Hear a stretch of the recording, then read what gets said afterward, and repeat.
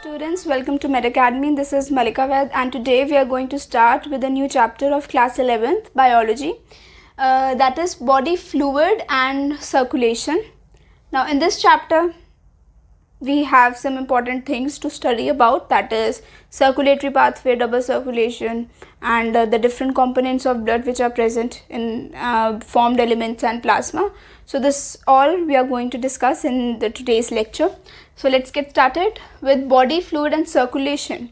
What does the circulation means? Circulation, circulatory systems आपने बचपन से ही पढ़ते आ रहे हैं कि circulatory system का मतलब क्या हुआ? कोई भी चीज़ जो एक जगह से दूसरी जगह पर ट्रांसफ़र करवाए, that is called as circulatory system, right. तो वो कौन करवाता है? कौन करवाता है? ब्लड. तो बॉडी फ्लूइड में क्या आया? ब्लड आया एंड लिम्फ आया.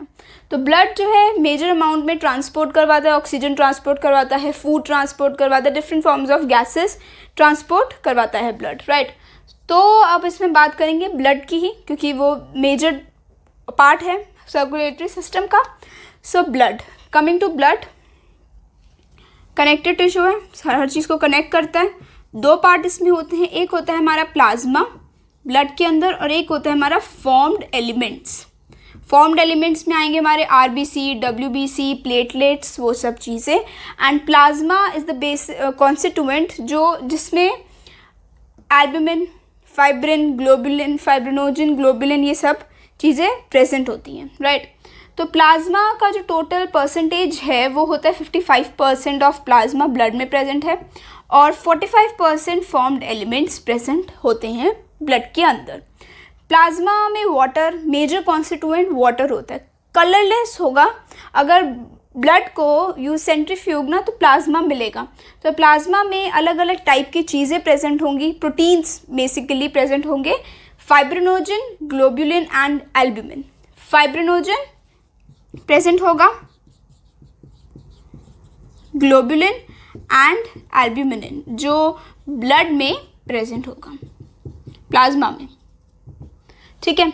फाइब्रिनोजन कोagulation में हेल्प करेगा, ब्लड की कोagulation में. अगर ब्लड कट हो गया ब्लड को रोकने के लिए ताकि ब्लड ज़्यादा फ्लो ना हो, कोagulation में हेल्प करेगा.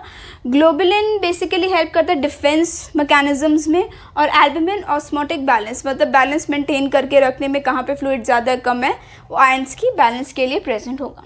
ये दिस इज़ फॉर्म प्लाज्मा. अब बात करते हैं फॉर्म्ड एलिमेंट्स की. फॉर्म्ड एलिमेंट्स में आते हैं हमारे RBC, that are called as RBCs are called as erythrocyte, WBCs are called as leukocyte and platelets are called as thrombocytes. तो तीन चीज़ें फॉर्म्ड एलिमेंट्स का मतलब ये ना, एलिमेंट जो थोड़ा सा टेक्सचर होगा ब्लड में, वो सब चीज़ें जो प्रेजेंट होंगी. तो फॉर्म्ड एलिमेंट्स में आता है हमारा RBC, that are called as what? that are called as erythrocyte, WBCs that are called as leukocyte and platelets that are called as thrombocyte. तो इसके बारे में पढ़ते हैं थोड़ा सा और.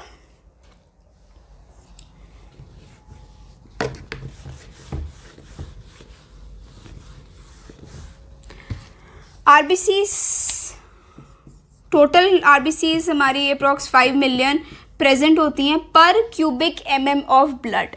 पर cubic mm of blood 5 million approximately present होती हैं ये RBCs. RBCs का मेजर जो पिगमेंट प्रेजेंट है that help in give coloration और जो ऑक्सीजन को भी ट्रांसपोर्ट करवाने में हेल्प करता है, that is called as haemoglobin. Haemoglobin present होगा RBCs में और इनका स्पैन ना बहुत छोटा होता है. दे हैव अप्रॉक्सली अबाउट, मतलब ईजिली इनकी डेथ हो जाती है. तो 120 डेज़ का इनका लाइफ स्पैन होता है. मतलब 120 डेज़ के बाद ये बॉडी में सर्कुलेट करते हैं ब्लड का, तो उसके बाद ये अपने आप ही जाके स्प्लीन में डेड हो जाते हैं.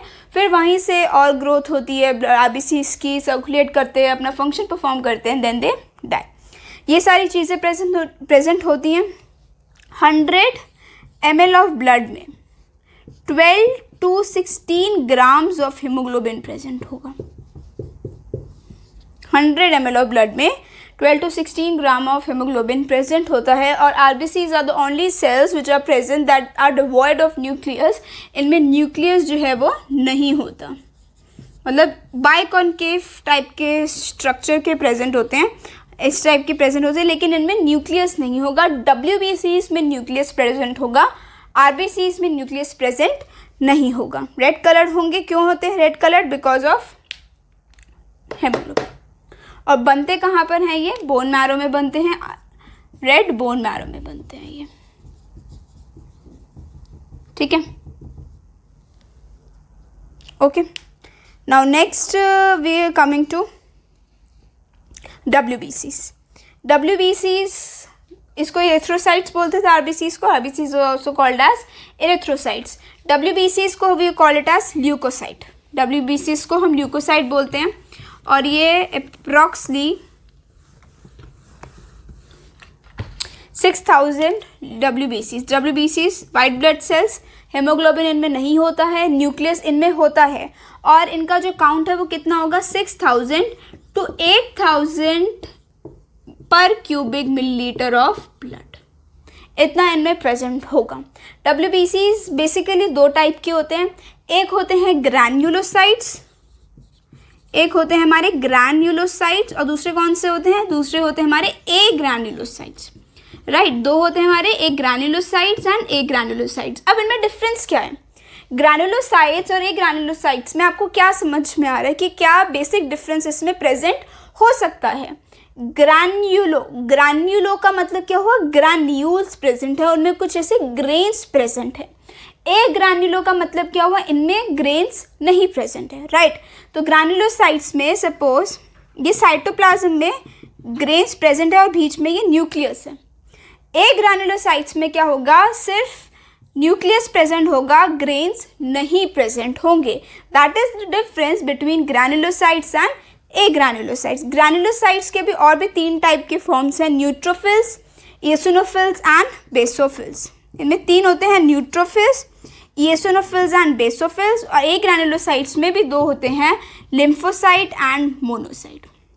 न्यूट्रोफिल्स और मोनोसाइट का काम एक ही होता है, फैगोसाइटोसिस। फैगोसाइटोसिस का मतलब कोई एंटीजन आया, कोई बॉडी में आया, अंदर इन्वेड किया, और फैगोसाइटोसिस मतलब ये न्यूट्रोफिल्स और मोनोसाइट उसको एनगल्फ कर लेंगे पूरा का पूरा। That is called as phagocytosis. Eosino basophils and lymphocytes. तो neutrophils, eosinophils, basophils are coming under the category of what? Granulocyte. Granulocyte का मतलब जिनमें ग्रेन्स प्रेजेंट हो साइटोप्लाज्म में, from the name it suggest, okay. Agranulocytes में जिनमें grains नहीं present होंगे 2 होते हैं, लिम्फोसाइट एंड मोनोसाइट। इनका जो परसेंटेज है सबसे कम इओसिनोफिल्स होते हैं, अप्रॉक्स 0.5 to 1%, फिर बेसोफिल्स 2 to 3%, न्यूट्रोफिल्स हमारे 60 to 65% के बीच में होते हैं। लिम्फोसाइट भी इतनी 20 to 30% के अपने इओसिनोफिल्स 2 to 3% है, बेसोफिल्स 0.5 to 1% है। तो eosinophils 2 to 3% and basophils are 0.5 to 1%, right. और इसमें लिम्फोसाइट्स जो प्रेजेंट थे, मोनोसाइट्स 6 to 8% होंगे, और लिम्फोसाइट 30-40% अप्रॉक्स इसमें होंगे WBCs के अंदर। अब इनका फंक्शन देखते हैं, ये क्या करते हैं। न्यूट्रोफिल्स और मोनोसाइट्स का आई जस्ट टोल्ड यू कि ये फैगोसाइटोसिस में हेल्प करते हैं। इओसिनोफिल्स क्या करते हैं? इओसिनोफिल्स अगर एलर्जी हो जाती है तो एलर्जिक रिएक्शंस देते हैं। कोई भी एलर्जी हो गई किसी भी टाइप की, तो उसमें ये सिक्रीट होते हैं, तो जो रिएक्शंस होती हैं एलर्जी की, they are cause because of eosinophils.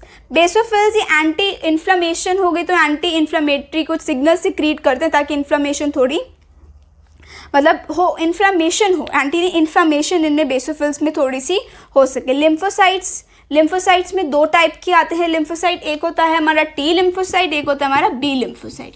ये आप आगे हायर क्लासेस में पढ़ेंगे what is the function of T and B। ये यही काम करते हैं, एंटीजन्स को प्रिवेंट करते हैं ताकि वो बॉडी में ना इन्वेड कर सके, right. So this was about RBC and WBCs। फिर नेक्स्ट आते हैं हम प्लेटलेट्स या थ्रोम्बोसाइट्स पर। प्लेटलेट्स 1,50,000 to 3,50,000 के बीच में प्रेजेंट होते हैं। इनका जो अमाउंट है वो इतना होगा।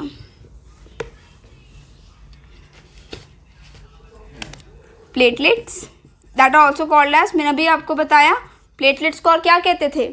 RBCs को भी use to term it as erythrocytes. WBCs को भी use term it as what? WBCs को use term it as leucocyte, and platelets को हम बोलते हैं थ्रोम्बोसाइट। कोगुलेशन, सबसे main important function coagulation of blood है। ब्लड अगर इंजरी हुई है या कट हुआ है, अपने आप ही ब्लड क्या हो जाता है, क्लॉट हो जाता है। That is because of platelets. अगर you have heard about the term that कईयों का पेशेंट्स का लेवल क्या हो, प्लेटलेट्स का लेवल कम हो जाता है, मतलब उनमें क्या है, क्लॉट करने की क्षमता क्या हो रही है, कम हो रही है। तो प्लेटलेट्स का काम बस एक ही है, that is coagulation of blood. We are going to study further on. और इनका कितना है, 1,50,000 to 3,50,000 per mm of blood। ठीक है, so this are the three formed elements that we studied, RBC, WBC and platelets। now next coming to blood group, कैसे determine होता है blood group, RH क्या होता है, ये सब कुछ अभी हम पढ़ेंगे। Okay, blood group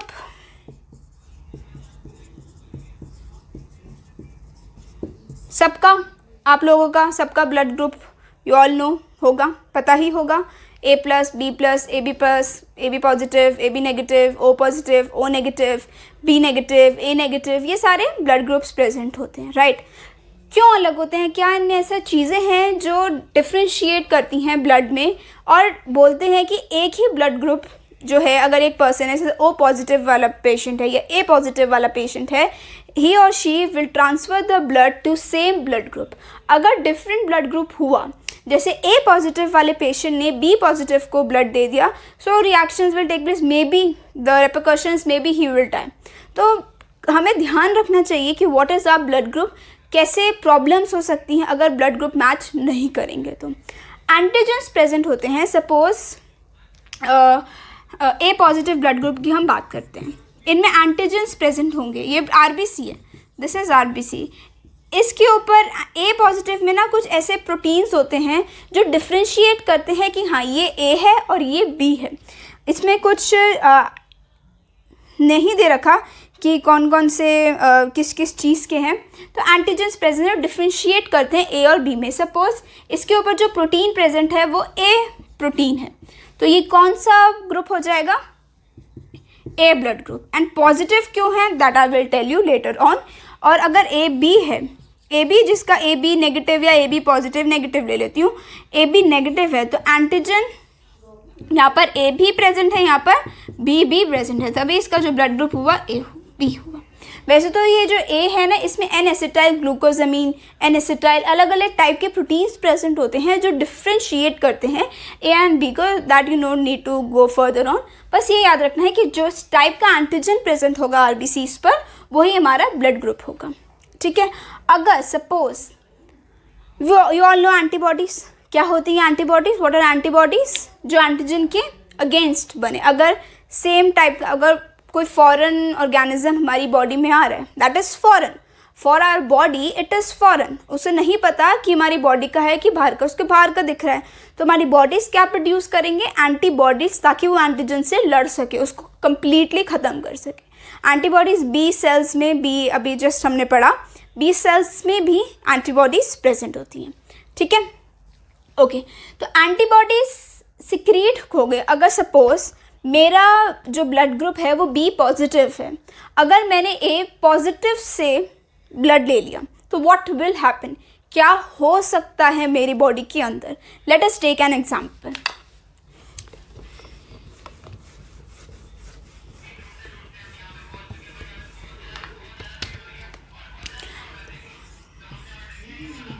B positive है मेरा, ठीक है, this is me, B positive मेरा ब्लड ग्रुप है।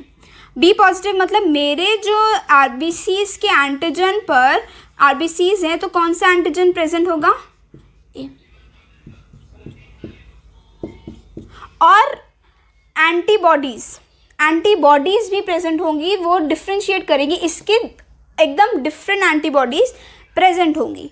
तो कौन सी एंटीबॉडीज़ प्रेजेंट होंगी, एंटीबॉडीज़ प्रेजेंट होंगी मेरी B, एंटी-B, एंटीबॉडीज़ मतलब एंटी-B प्रेजेंट होंगी, जो क्या करेंगी, अगर B ब्लड ग्रुप भी आ गया तो उसको ख़त्म करेंगी। एंटी-B, एंटी-A प्रेजेंट नहीं होगी, एंटी-A होती, एंटी मतलब इसकी जस्ट ऑपोजिट। अगर एंटी-A ब्लड ग्रुप होते तो ये तो इसी को सारा ख़त्म कर देती, राइट, लेकिन ऐसा नहीं है। एंटी बी होगा कि बाहर से अगर कोई भी आ रहा है तो उसको ख़त्म कर सके। तो अगर suppose sorry anti I am so sorry A positive ले लेते हैं इसको, क्योंकि मैंने ए ही ब्लड ग्रुप बना दिया ए, तो एंटी बी प्रेजेंट होगा। तो सपोज दूसरा कोई पर्सन है, there is some another person जिसके पास बी ब्लड ग्रुप है, ठीक है, उसके अगर उसने मुझे डोनेट किया उसने मुझे अपना ब्लड, तो मेरे उसके आरबीसीज पे कौन सा एंटीजन प्रेजेंट है, बी। तो ये क्या करेंगे, एंटी बी है तो ये एंटीबॉडीज क्या करेंगी, इस एंटीजन को ख़त्म करने की कोशिश करेंगी, ठीक है। तो डोनेट नहीं कर पाएंगे, एंटी बी जो बी आ रहा है उसको खत्म, एंटी मतलब उसके अगेंस्ट बनाना, तो बी के अगेंस्ट बनेगी और इसको ख़त्म कर देगी। धीरे धीरे करके जितना भी ब्लड होगा वो सारा का सारा ख़त्म हो जाएगा बॉडी के अंदर से, ठीक है। और भी फिर प्रॉब्लम्स बॉडी के अंदर हो सकती हैं, ठीक है। और अगर किसी का ब्लड ग्रुप ओ है, ओ है तो मतलब उसके पास कौन कौन सी एंटीबॉडीज़ बनेगी, ओ है, ठीक है, ओ पॉजिटिव है किसी का, तो उसके ऊपर कौन सी एंटीजन है, ओ है। और एंटीबॉडीज़ कौन सी बनेगी इसकी, दूसरी, कि दूसरा कोई ब्लड ग्रुप है, ए वाला ब्लड ग्रुप आएगा उसको भी ख़त्म कर देगी, बी वाला ब्लड ग्रुप आएगा उसको भी ख़त्म कर देगी। तो एंटी जो बॉडीज़ प्रेजेंट होंगी वो ए एंड बी होंगी। प्लाज्मा में एंटीबॉडीज़ प्रेजेंट होती हैं, ये तो फॉर्म्ड एलिमेंट्स है और ये एंटीबॉडीज़ प्लाज्मा में होती हैं। तो अगर ए ब्लड ग्रुप भी आया, बी ब्लड ग्रुप आया, तो उसके अगेंस्ट ये काम करेंगे और उसे ख़त्म कर देंगे। तो क्या होगा, तो ओ पॉजिटिव क्या है, किसी से भी ब्लड ले नहीं सकता, राइट, किसी से भी ब्लड नहीं ले पाएगा वो। लेकिन अगर ओ क्योंकि इसके ऊपर एंटीजन होते नहीं, नील होते हैं ये, और अगर ए बी है, ठीक है, ए बी है, तो इसके ऊपर दोनों ही प्रेजेंट होंगे, ए भी होगा बी भी होगा। क्या इसके अगेंस्ट कोई एंटीबॉडीज़ बनेगी, क्योंकि ए बी ही है, एंटी ओ कुछ नहीं होता, तो इसके अगेंस्ट कोई एंटीबॉडी से बनेंगी, तो ये ए से भी ब्लड ले सकता है, बी से भी ब्लड ले सकता है, और जिसके पास ओ ब्लड ग्रुप है उससे भी ले सकता है, बट ये किसी से नहीं ले सकता। So that's why A B, जिसका ए बी ब्लड ग्रुप होता है, they are universal donor sorry acceptor, और जिसका ओ ब्लड ग्रुप होता है दे आर यूनिवर्सल डोनर, ये किसी को भी ब्लड दे सकते हैं और ए बी वाले किसी से भी ले सकते हैं। तो यूनिवर्सल रेसिपिएंट बोल सकते हैं और इसको यूनिवर्सल डोनर बोल सकते हैं, ठीक है। अब बात करते हैं हम पॉजिटिव नेगेटिव, ये क्या मतलब होता है, पॉजिटिव नेगेटिव का मतलब क्या होगा।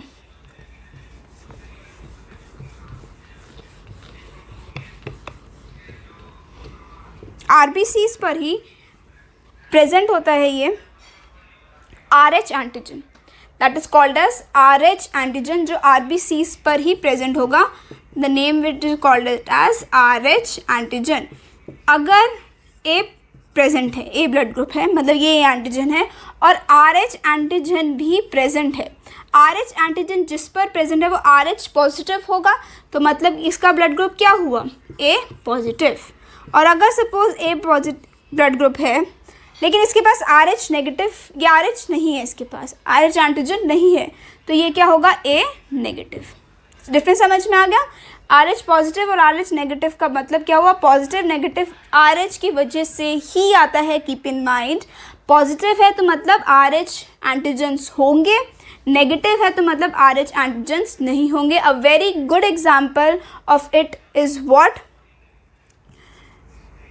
मैटरनल इनकम्पैटिबिलिटी, RH इनकम्पैटिबिलिटी भी इसको बोल सकते हैं।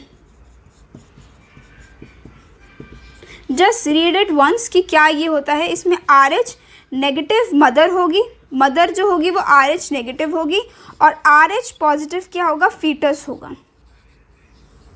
RH नेगेटिव मदर होगी और RH पॉजिटिव फीटस होगा।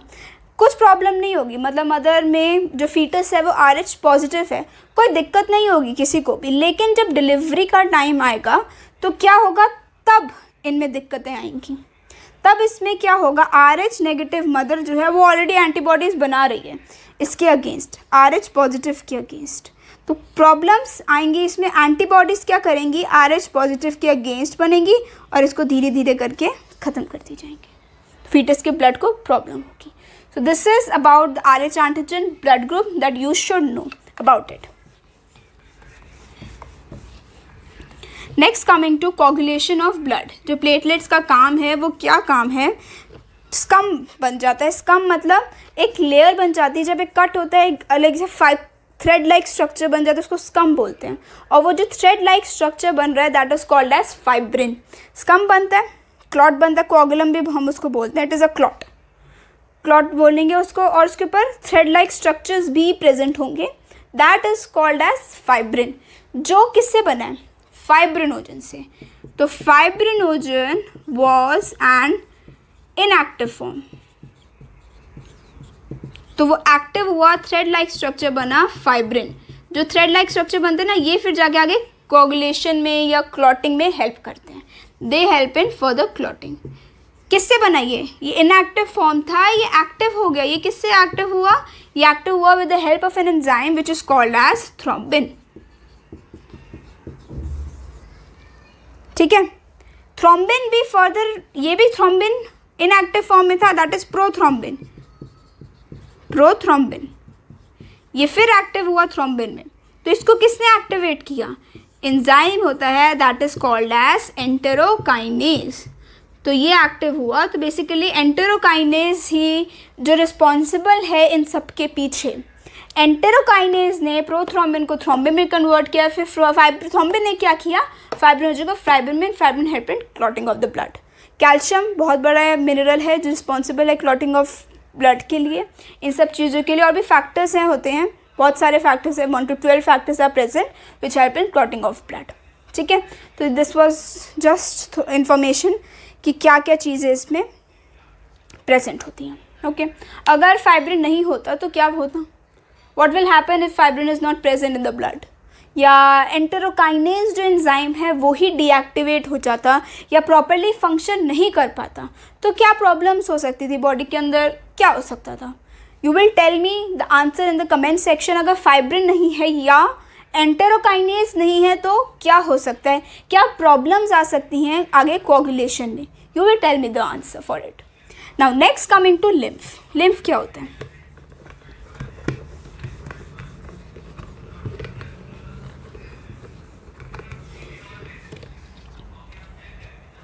लिम्फ आरबीसीज नहीं होती इसके अंदर, मतलब बॉडी के अंदर सपोज